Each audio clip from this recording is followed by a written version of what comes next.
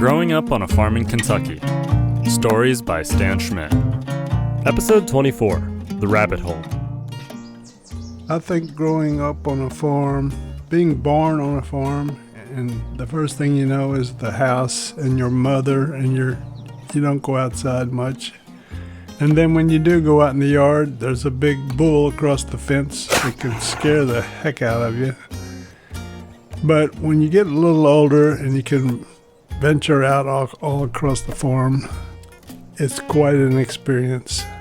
I remember waking up and thinking that the sun seemed to come up on one side of our farm and go down on the other. It was the whole world, and you didn't really need anything else, and there was endless opportunities, fun, adventures, and all you had to do is think of what you wanted to do that day and have a good time.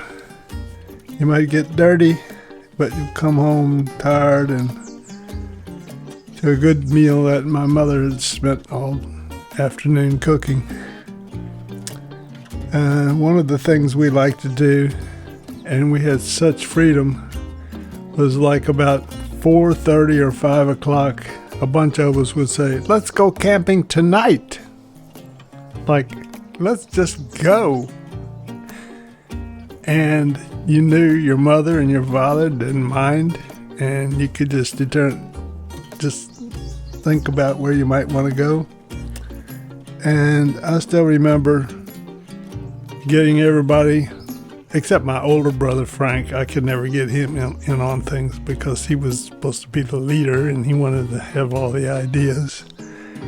But the younger ones and some of the neighbor kids, I could get them all excited. Let's go camping. And I would say at like 5 o'clock, it was starting to get, the sun was going down and we had to get everything together.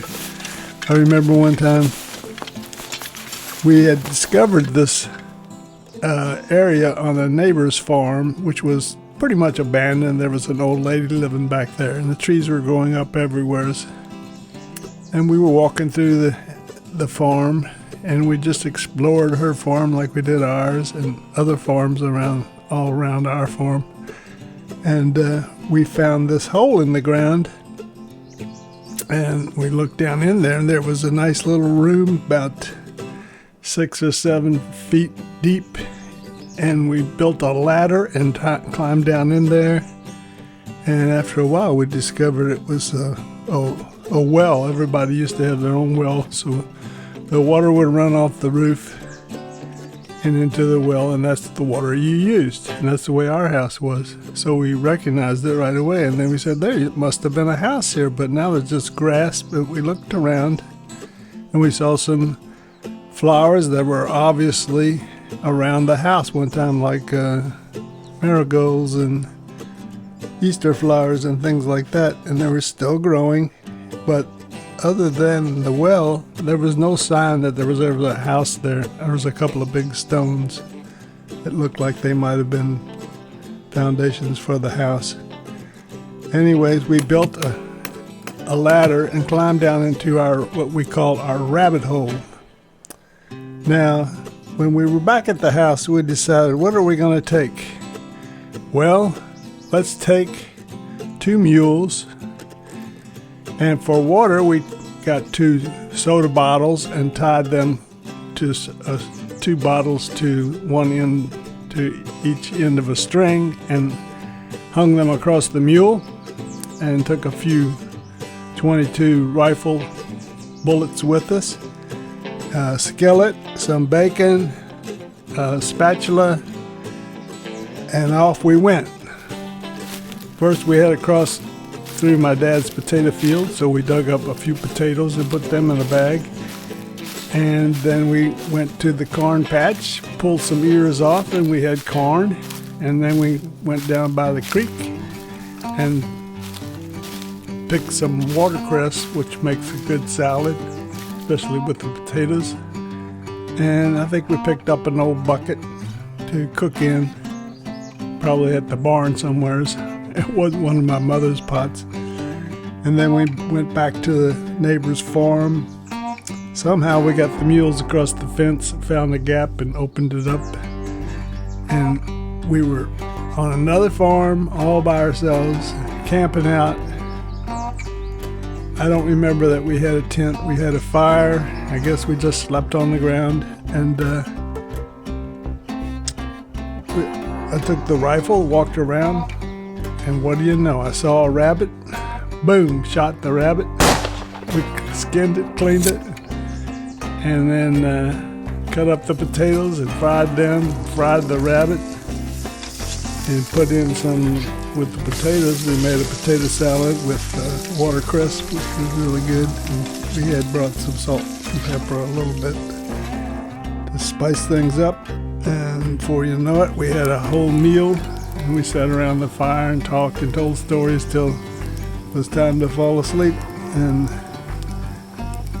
we never knew whether my dad would come back and check on us, because he was like, where did they go? I think they went here and there. Mother would say, I think they went, they talked about going here, so you better go back and check on them.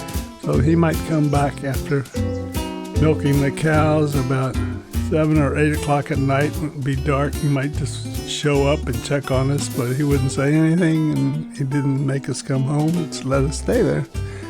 It was so much freedom. And the sun would go down on the other end of our range, and you just felt such freedom. And the next morning, we'd get up, pack up, and head back home and start talking about our adventures around the dinner table the next day. It was just a lot of freedom. How often would you camp down at the rabbit hole? I only remember doing it once, but we had so many places to camp. We camped in the 2 or 3 different woodses. I remember one time we didn't have the equipment to camp, so everybody went home except me. They said, you stay here. And I was back in the woods, and it got dark, and I didn't know when the other ones were coming back. When you're in the woods by yourself and you're little and it's getting dark, the first thing you hear is noises, left, right, this side, that side. And some of them were just branches falling out of trees. Woods make a noise all the time, and sometimes you could swear you heard footsteps, big footsteps coming towards you, and it gave you chills right down your spine. It was another free entertainment. And so we would do that quite often, and sometimes we went up and down the road to the neighbors' farms. This seemed like an endless area to explore as a kid.